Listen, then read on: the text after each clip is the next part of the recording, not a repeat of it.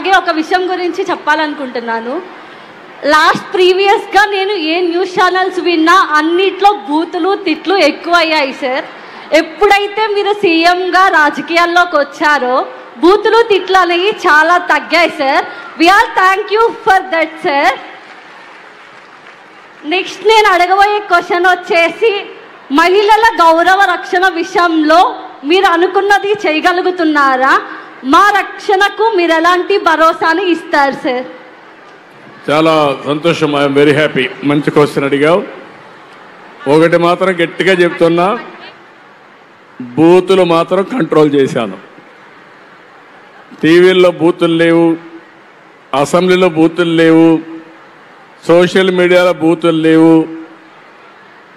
ఎవడైనా బూతులు మాట్లాడితే మాత్రం మీరు ఉండవలసిన ప్లేస్ మీ ఊరు కాదు, ఉండాల్సింది ఎక్కడుండాలో చూపించే బాధ్యత తీసుకుంటూ ఎవడు చేసినా వదిలిపెట్టడం. అది కంట్రోల్ చేసాం. ఒప్పుకుంటారా? ఏమ్మా బూతులు లేవు కదా? నేను బూతులు తిడుతున్నానా? ఇప్పుడు మా వాళ్ళు తిడుతున్నారా బూతులు? రాజకీయాల్లో బూతులు ఉన్నాయా? లేవని వాడు చేలిపైకెత్తండి. మీకు మంచిగా అనిపిస్తా ఉందా? అనిపిస్తే గట్టిగా చప్పట్లు కొట్టి ఆశీర్వదించండి. ఇది కావాల్సింది. సమాజంలో సభ్యత ఉండాలి. మన పిల్లలకు మనం నేర్పించేది సభ్యత.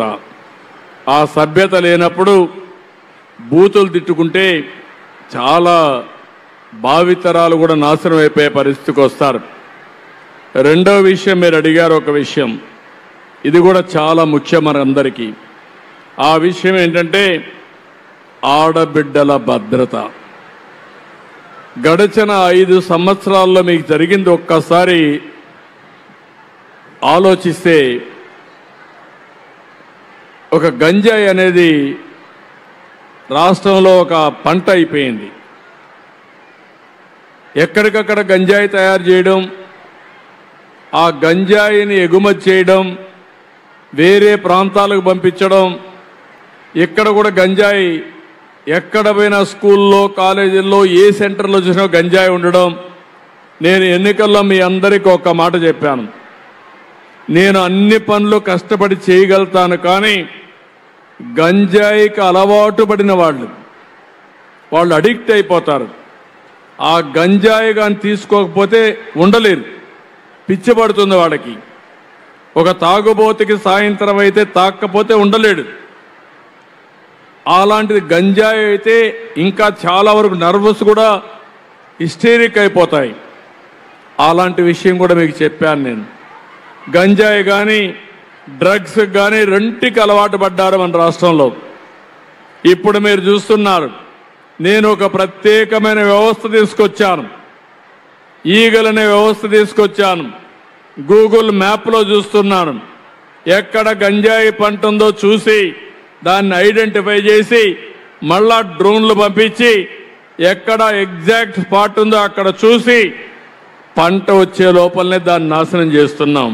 వాళ్ళను కూడా గట్టిగా శిక్షిస్తున్నా. పూర్తిగా పోయిందంటే నేను చెప్పను, మీ సహకారం కూడా నాకు కావాలి. ఇంకా చాలా ఎఫర్ట్ పెట్టాలి.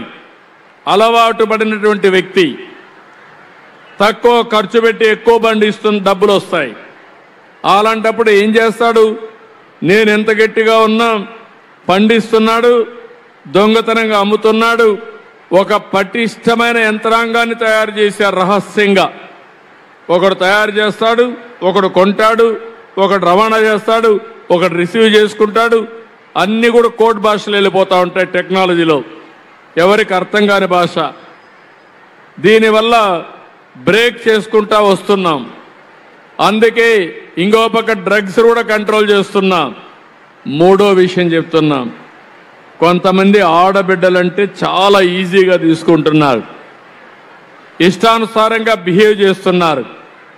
నేను ఒకటే వాళ్ళందరికీ చెప్పేది, నువ్వు మత్తులో చేసిన గంజాయి మత్తులో చేసిన నీ వెన్నెముకలో భయం ఉండేట్టుగా చేసే బాధ్యత నాది. కబద్దార్, జాగ్రత్తగా ఉండమని హెచ్చరిస్తున్నా. ఆడబిడ్డల్ని వేధించే వ్యక్తులు, ఆడబిడ్డల పైన అత్యాచారాలు చేసే వ్యక్తులు ఈరోజే ఒక యాప్ కూడా తీసుకొచ్చాం. ఆ యాప్ ద్వారా కంట్రోల్ చేస్తాం. ఆ యాప్ పేరు కూడా మనం పెట్టింది శక్తి. శక్తి అనే యాప్ పెట్టాం.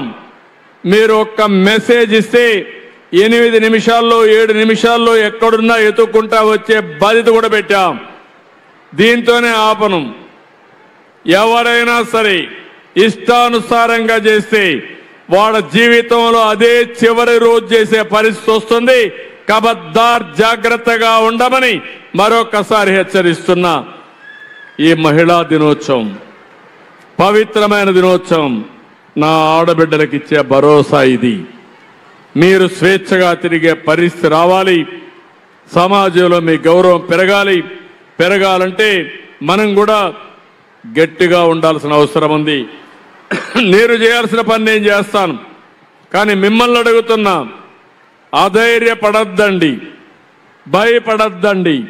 ఎవడైనా ఇలాంటి వ్యక్తులుంటే, ఆటకాయలుంటే వాళ్ళందరినీ బంధుత్వమో కులమో మతమో చూడొద్దండి.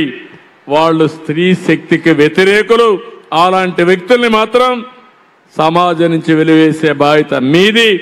దొరికితే ఏం చేస్తారో మీరు చేసి పోలీసులు పట్టించండి. నేను ఆ మాట కూడా వాడుతున్నా. భయం అనేది ఉండాలి, భక్తి అనేది ఉండాలి. ఈ రెండూ లేకపోతే ప్రాబ్లమ్స్ వస్తాయి. నేను కూడా ఒకప్పుడు మీరు చూసుంటారు, ఇక్కడ గుంటూరులో ఒకసారి ఈ మారిగా జరిగింది. ఒక ఆడబిడ్డ పైన 20 టీములు వేశాను.